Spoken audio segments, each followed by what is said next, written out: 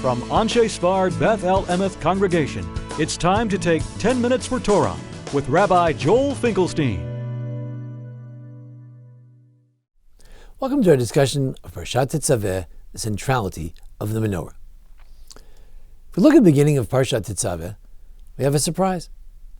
All of a sudden, it's talking just briefly, a couple of verses, about the Menorah and the oil specifically that we need, very finely refined oil for the Menorah. Why is that strange? Because last week we talked about the furniture, we talked about the vessels of the temple. This week we talk about the clothing of those who serve in the temple, the Beis HaMikdash, the Kohanim. So why are we going back to talk about an accoutrement to the Menorah, the furniture? We already talked about it. Say it last week. Throw in two more verses last week. When you have a menorah, put in fine oil. No, we leave it over here. Similarly, find the same problem in Vayikra. This is Shmos. Vayikra, in Leviticus, you have the same problem. Chapter 24, we're not even talking about the tabernacle, and all of a sudden, it mentions the oil and where the menorah should be. And furthermore, in Bamidbar, when it's talking about dedication of the altar, dedication of the Mishkan, after the 12 days of dedication, the 7 days, 12 days, then it says that, again, that you should have a menorah, and you should have the 7 branches. So what's that doing there? So Rashi says, well, it's part of the dedication. For 12 days they brought that dedication, and then Aaron has a special role that he has for all of history, lighting the menorah.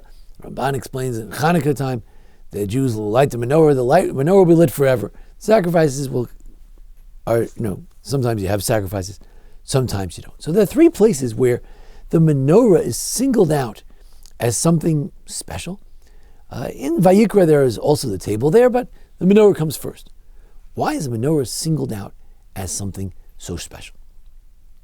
Furthermore, if you think, well, the menorah is the most important thing, well, not really. Last week we had the Aron HaKodesh, the holy ark with the 10 commandments, then the Shulchan, the table with the showbread, and then the menorah. The menorah was not in Parshat Teruma. The menorah was not the centerpiece. The Aron, as we explained, the Aron HaKodesh is the most holy section, and that comes first. So what's this business of starting this parsha with the menorah and sort of 3 times, once in Shmos, once in Vayikra, once in Bamidbar, singling out the menorah or the oil for the menorah as something so special? Then we have another question, and that is, when you do dedicate a sanctuary, so for instance, at the end of this parsha, after it talks about the clothing of the priest, it talks about the 7-day dedication, 12-day dedication, versus a 7-day dedication. And when you have a 7-day dedication, it talks about doing things on the altar. That for this is, what do you put on the altar? You have the daily offering. It's all about it's all about the altar.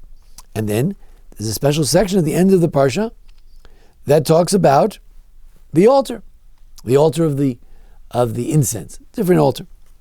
So we have then 3 different foci of the Mishkan and the tabernacle. The one hand, Parshat Teruma last week opened up with the ark, and clearly the ark is the centerpiece of every sanctuary that ever was, ever will be, of the Beis HaMikdash, of the Mishkan, of the synagogue. The ark, the holy ark, no question, that's the Holy of Holies, there's no question about it.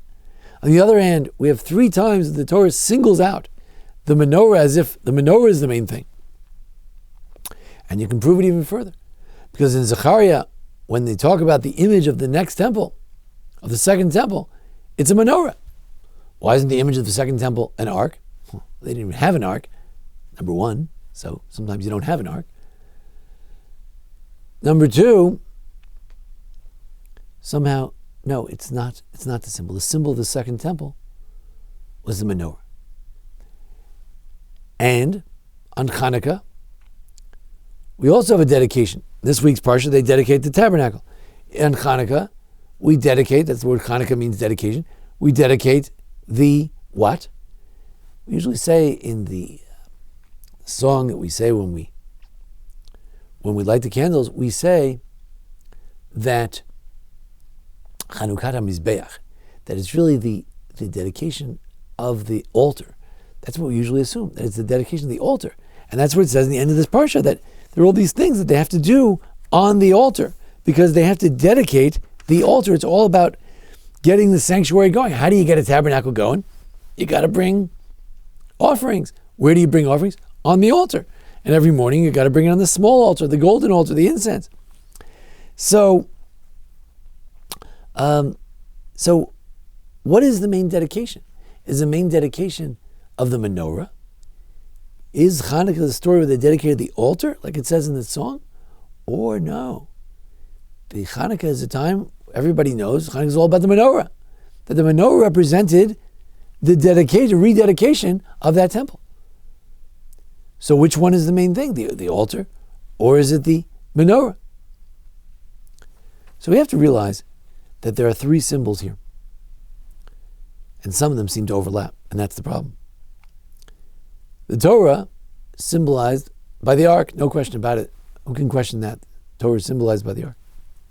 Though there may be another part of that.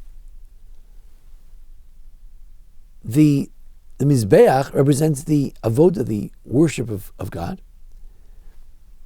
When Saul heard from Saul Berman that the Shulchan represents the Gemilas Chasadim, the table represents a place where you can do kindness. So the three pillars of the world, Torah, Avodah, Gemilas Chasadim, Torah study, the worship of God, sacrifices, prayers, and the giving of kindness to others, they're represented by these pieces of furniture. What about the menorah? What does the menorah represent? If Torah is represented by the ark, what does the menorah represent? So the truth is that the menorah, that the menorah and the ark have two elements to them, but they're in different proportion. There is an idea that the menorah represents Torah, 7 branches of wisdom, the light of Torah, that all the candles face the centerpiece because there are different kinds of ideas, but we all come together to the same point. The menorah in many ways represents wisdom, general wisdom, Torah wisdom, and it represents Chachma, wisdom, and Torah. Now the ark definitely represents Torah, so what do you need both for? So we say, well, wait a second. The ark actually represents two things. One is the Torah, and number two, the cherubs on top of the ark represent that's where God speaks to us through the Torah. Both in the sense that whenever you open up a Chumash, God speaks to you, and specifically when God spoke to Moshe, he spoke, so to speak, through the Torah, because it's through that revelation, that 10 Commandments, all revelations come through Sinai, through that. But the resting place of God with the Jewish people is through the cherubs, the Kruvim, so that the ark represents not only Torah, but also the resting place of God. Which one is the main aspect of it? I might argue the main aspect of the ark is the ark. And then on top of it, you have the cherry on top. You have, so to speak, you have the resting place of God. What about the menorah? Well, if you ask the Kabbalist, if you ask the Vilna Gaon, he'll tell you that the 7 branches represent the 7 branches of wisdom, but fundamentally, it's not so much Torah. You know what fundamentally the menorah represents? It represents that the Shechina Shora B'Yisrael, that the divine presence rests on the Jewish people. That in the temple, there is a divine presence. That's why what we celebrate on Hanukkah. That on Hanukkah we celebrate that the Jewish people had God on their side. That God rested with us. The miracle of the candle showed that God was still with us. The miracle of the menorah in general is the idea that every day the westernmost lamp stayed on. You didn't have to relight it. It was already on from the whole night. It was a miracle.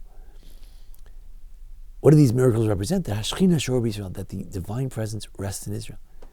Now, as I said, on the ark, it represents Torah, but as a secondary thing, it represents that the divine presence rests. The menorah is the opposite. That as a secondary thing, it represents Torah, but fundamentally represents the Hashchina Shor B'Yisrael, that God rests with The Jewish people, it's the Lo B'chayav Lo B'choach Yim Beruchi. It represents the Spirit of God. So then we can understand the fact that we have different types of foci in the Torah. When we're presenting the tabernacle for the first time last week in Parshas Truma, we start off and we say, look, the sanctuary is all about Torah, and also about the place where God rests, where we're going to commune with God through the ark, through the sanctuary. This week's Parsha, the end, speaks about the dedication of the altar. The altar is very important. The end of Parshas Naso speaks about the dedication of the altar. And it's a Chanukah Samizbeach, Zoch Chanukah Samizbeach. It says that when they dedicated, it was a dedication of the altar. Some view Chanukah also as a dedication of the altar. The sanctuary is a place where you bring sacrifices. The Rambam says the sanctuary is a place, Beis HaMikdash is a place that Makrivim Bo Kavanos is a place where you bring sacrifices. What else could it be? But what's the menorah? The menorah is the idea Shashchina Shor B'Yisrael, that God is present. Now, we often read this around the time of Shabbat Zachor, or this year on Shushan Purim, unusual year. What's the connection of this idea with Purim? The idea is that in Purim we thought that Yisomah Yinu Ve'inav. After the temple was destroyed, we said we're like orphans. So the Medrash says, you know what? There's a Jew who's going to arise, who's going to be an orphan. Her name is Esther. And she's going to show that Ashchina Shor B'Yisrael, that God is still with you. That her name is Esther, her name represents hiddenness. But guess what? You will learn through her that God is present, that God is omnipresent. He's throughout the story, he's orchestrating everything from behind. See our video about the role of the angels in the story of Esther. The angels, God's hand is everywhere in that story because Ashchina Shor B'Yisrael. This parsha shows, that reminds us of the menorah, that the divine presence is with us. Purim reminds us that God's presence is with us, even in our most difficult times. So, we have these three elements that are emphasized as what is the essence of the tabernacle. Is it the altar, after all, the sacrifices? Is it the Torah, after all, Torah? Or no, is it the menorah? Because after all, what it's all about is that God's presence rests with us. Thank you very much for joining us here at the Anshe Sfar Beth El congregation for discussion of this parsha. Join us each week for discussion of the parsha and the holidays. And thanks to Jason Lefkowitz, our producer. Thank you. This has been 10 Minutes for Torah with Rabbi Joel Finkelstein. To learn more, visit asb.org.